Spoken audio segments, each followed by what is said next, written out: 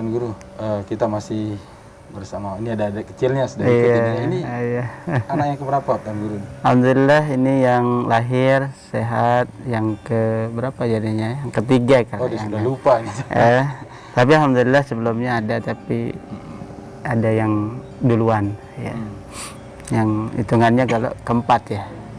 Berarti ini yang keempat Ini yang sebenarnya secara urutan ya.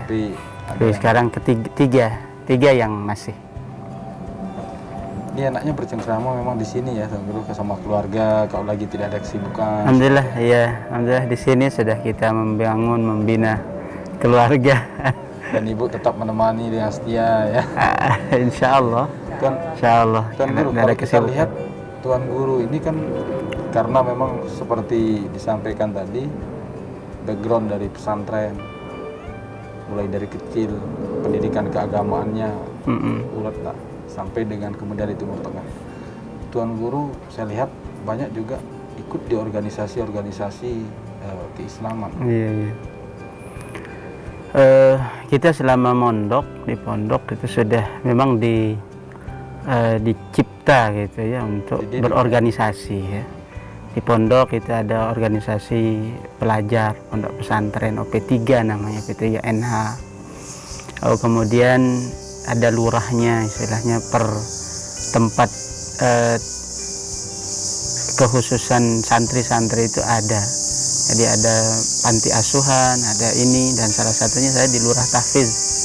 Ya, di Lurah Tahfiz ya salah satunya memang saat itu menjadi satu bagian yang tidak terpisahkan untuk menjadi keorganisasian santri. Ya. Jadi itu sebenarnya sudah melatih kita di pesantren untuk ya humble dengan masyarakat, humble dengan teman-teman kita dimanapun, sehingga kemudian menghantarkan kita di dunia luar sesudahnya untuk menjadi siap tanggap, siap untuk berinteraksi dengan masyarakat, berinteraksi dengan sebaya, berinteraksi dengan yang lebih dewasa dengan kita, bahkan kemudian bisa menyayangi yang lebih kecil, karena di pondok itu sudah dibangun interaksi-interaksi seperti itu. Kita ya dilatih untuk menjadi istilahnya mudabir ya, jadi untuk menjadi pengatur yang di bawah, sebagaimana juga yang di atas kita ada satu organisasi yang mengatur kesantrian itu sendiri. Artinya akumulasi pengalaman di pondok itu menjadi modal untuk berada di luar. Betul ya. Jadi selama kemudian alhamdulillah di dunia pendidikan, artinya selama berpendidikan, menempuh diploma, menempuh kesarjanaan kan, di sana pun sebenarnya sudah ada bagian-bagian keorganisasian yang kita ikuti. Ya termasuk adalah kita katakan, karena kita di luar negeri ya, ya sebenarnya di sana sudah ada perkumpulan-perkumpulan ikatan ya mahasiswa yang ada di luar negeri yang di Indonesia.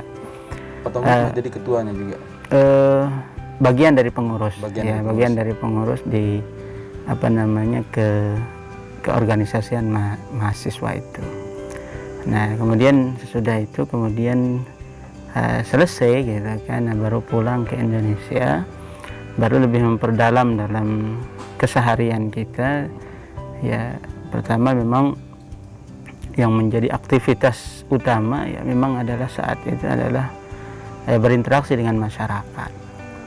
Di saat kita berinteraksi dengan masyarakat ya memang simbol-simbol kepribadian atau bahkan kemudian keorganisasian itu memang tidak bisa terpisahkan ya, sehingga sudah lumrah dan lazim kita di masyarakat Indonesia ya, yang memang terbangun dengan sistem kepesantrenan, bahkan kemudian pesantren itu sekarang itu sudah memiliki jalur-jalurnya ya kan. Ada jalur pesantren misalkan dari kita katakan organisasi NU, ada jalur pesantren yang memang itu dibina oleh Muhammadiyah, bahkan kita yang di Lombok misalkan ada jalur pesantren yang memang dibangun oleh guru-guru dari NW, bahkan dari pendirinya ya. Nah, kami di Nurul Hakim ya salah satu itu keunikannya memang dulunya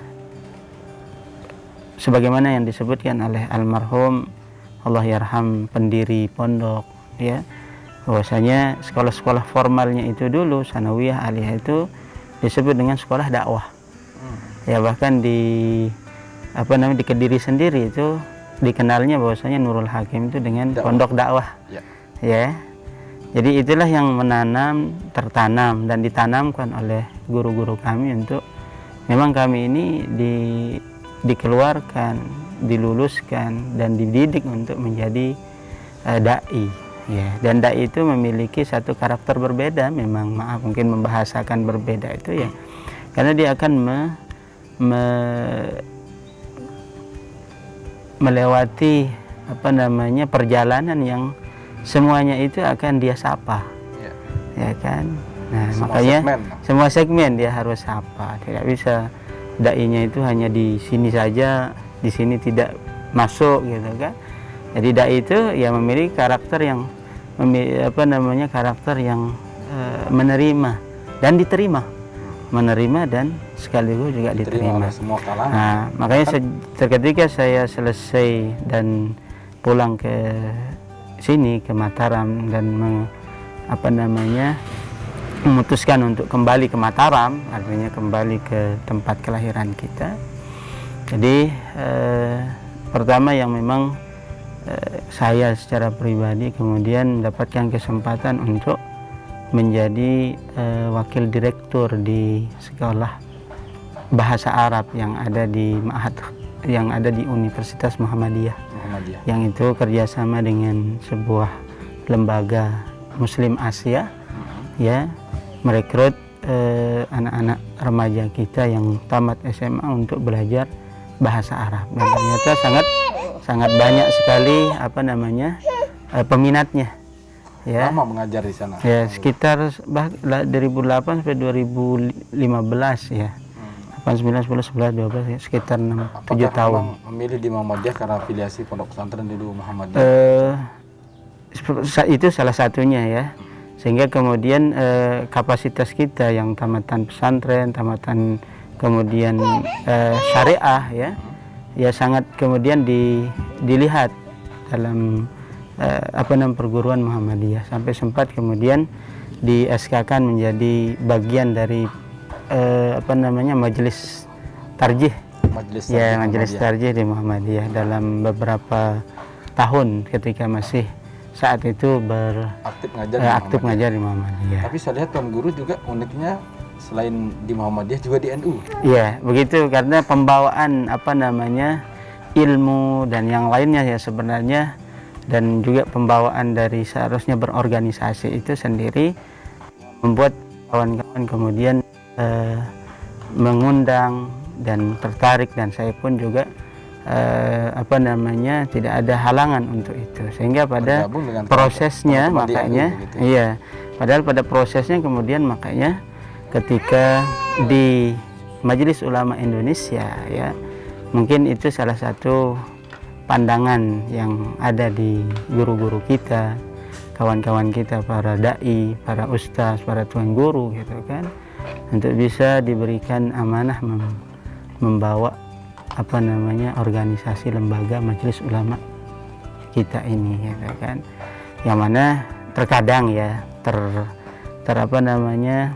terbersit gitu kan kalau Majelis Ulama, karena ulama itu basisnya adalah kadang NU gitu ya.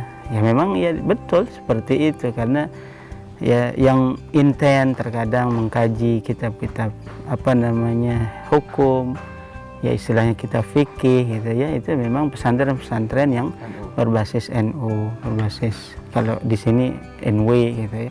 Tapi tadi seperti yang kita sudah sebutkan di Nurul Hakim sendiri ya sama gitu, mengkaji kitab-kitab yang sama sebenarnya, tapi disupport pada saat dakwah itu yang mungkin ada yang menjadikan dia ciri khas untuk kemudian kita mendekat bersama masyarakat ya dengan jaya dakwah itu sendiri ya, sehingga permasalahan masyarakat kita ya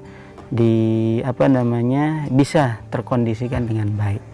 Makanya sering kita kadang mendengar satu cara pandang yang berbeda ya di dalam menentukan sikap sebuah hukum dan yang lainnya. Ya makanya itu tidak bisa kemudian juga kita bendung, karena kemudian seperti pada masa-masa sebelumnya ada Muhammadiyah, ada NU yang kemudian dua dari pendirinya ini adalah sosok yang sama, satu guru juga gitu ya. Namun sikap memang di dalam menyampaikan dakwah dan yang lainnya lebih kepada metode yang berbeda. Itu yang kemudian tidak menghalangi Tuan Guru mau masuk di Muhammadiyah, bisa mau masuk di NU. Betul ya, saya kira itulah dai. Makanya itu dia dai, itulah yang membedakan seorang dai itu, yang tentunya menyelami ya dalam segala hal ya, karena semua adalah audien dakwah kita. Bahkan kita sendiri pun itu menyeru diri kita dulu gitu kan ya, menyeru diri sendiri baru kemudian menyeru orang lain ya. Terus bagaimana ceritanya Tuan Guru dari menjadi ketua majelis tarjih dari Muhammadiyah kemudian di NU masuk sebagai ketua Majelis Ulama Indonesia MUI Kota Mataram? Sebenarnya Majelis Ulama ini dari sisi sejarahnya ya memang adalah kelembagaan dan keorganisasian yang menunjukkan wadah untuk semua kalangan. Ya khususnya adalah majelis musyawarahnya para ulama, bahkan para zu'ama juga gitu kan, para pemimpin gitu ya. Jadi include di sana ini adalah suatu lembaga yang memang untuk memusyawarahkan kondisi umat, baik dari sisi keilmuan, dari sisi agamanya, atau dari sisi keduniaannya ya, yang salah satunya itu adalah tentang kepemerintahan. Maka bahasanya zu'ama gitu kan, tempat berkumpulnya dan bermusyawarahnya para ulama dan para zu'ama. Nah saya sendiri ya tidak saya katakan adalah satu hal yang berkebetulan, tapi memang itu adalah proses ya. Terkhususnya kita di Kota Mataram ya, ketika sudah menjadi kota ya, yang dulunya jelas adalah satu kesatuan dengan Lombok Barat ya. Jadi pusat ilmu itu kalau kita di Mataram ya, seperti kita katakan tadi, Pagutan adalah salah satu pusat ilmu ya. Sebagaimana di Ampenan juga di sana adalah pusat ilmu ya. Para habaib di sana, para guru-guru pertama ya. Dan kemudian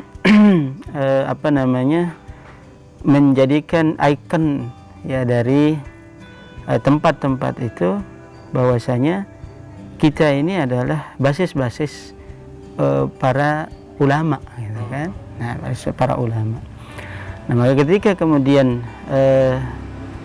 orang-orang melihat ya, salah satunya tentunya di sini kiprah kita setelah pulang ya, berdakwah ya, menyapa masyarakat ya, dari satu masjid ke masjid, dari satu majelis ke majelis yang lainnya sehingga bertemu dengan sepuh, bertemu dengan senior ya, yang lebih tentunya lebih dulu dari kita. Di majelis ulama itu tuan guru kita yang senior ada yang ada 80 tahun masih ya, alhamdulillah diberikan umur panjang, umur sehat. Ada yang bahkan sampai ke 90 umurnya ya. Masih tergabung masih dalam majelis ulama. Iya, masih. Beliau masih sehat ya. Jadi sebenarnya kita ingin ya, bahwasanya sebagai satu adab keilmuan ya, sebenarnya kita tidak mau mengganggu bagaimana kapasitas senior kita, tuan guru kita. Namun tantangan ke depan ya, yang selanjutnya memang kelembagaan ini tidak hanya memang adalah menyapa masyarakat, tapi ada kerja-kerja yang lebih membutuhkan energi gitu ya. Nah di sanalah mungkin kemudian makanya posisi-posisi kita yang sepuh, lalu kemudian dengan posisi kita yang masih lebih junior dari mereka, untuk kemudian memusyawarahkan. Makanya semua dilakukan dengan musyawarah. Maka dengan hasil musda di tahun 2016 ya, memang juga terjadi ada pergantian kepengurusan ya. Maka kemudian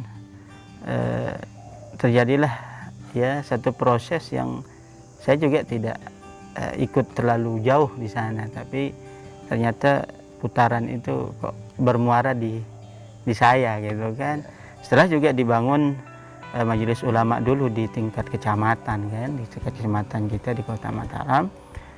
Saya juga ditunjuk sebagai ketuanya juga kan. Jadi yang ikut musda ya tentunya itu adalah masyarakat kepengurusan dari tingkat kecamatan.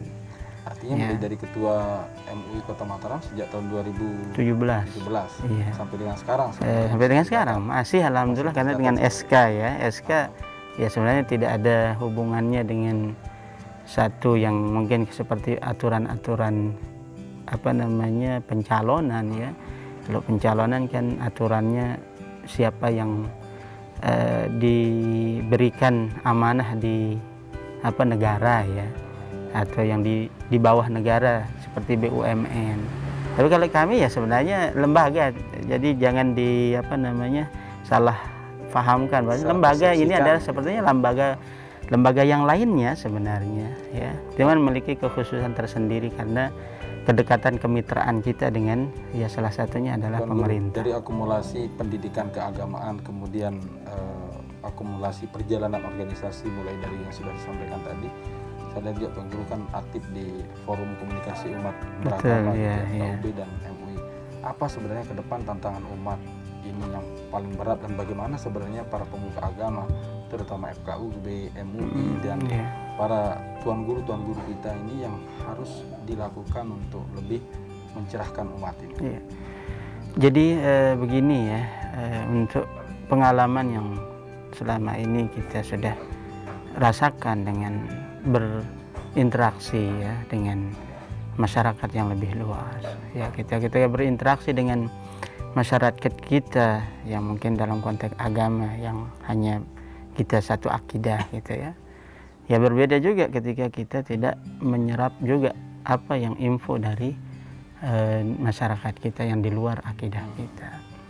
Sehingga dengan keberadaan saya di Majelis Ulama Indonesia ya, kemudian itu membuka ruang untuk kami berkomunikasi dengan forum-forum yang lainnya ya, lintas agama bahkan, kemudian ya salah satunya itu forum komunikasi umat beragama.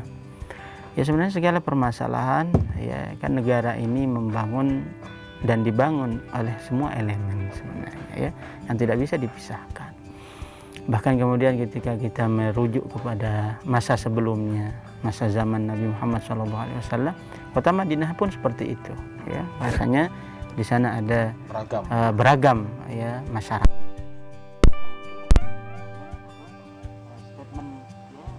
Lakum dinukum waliyadin kan ya, agama setiap orang tuh ya diyakini dengan keyakinannya sebagaimana kita meyakini agama kita. Namun sesungguhnya segala permasalahan itu kan berbeda segmennya ya, ada segmen-segmennya. Maka ada segmen ketika kita biasa hidup biasa, tidak ada satu hal dan yang lainnya ya memang kita sama-sama menghormati gitu kan ya. Istilah menghormati jangan terlalu dipelitisir gitu kan, hormatin agama orang gitu kan ya, jangan dianggap terlalu menjauh membahasakan hormat, jadi ibaratnya bagaimana enggak. Jadi ya seperti konten lakum dinukum tadi sudah begitu ya, membangun toleransi kerukunan itu ya.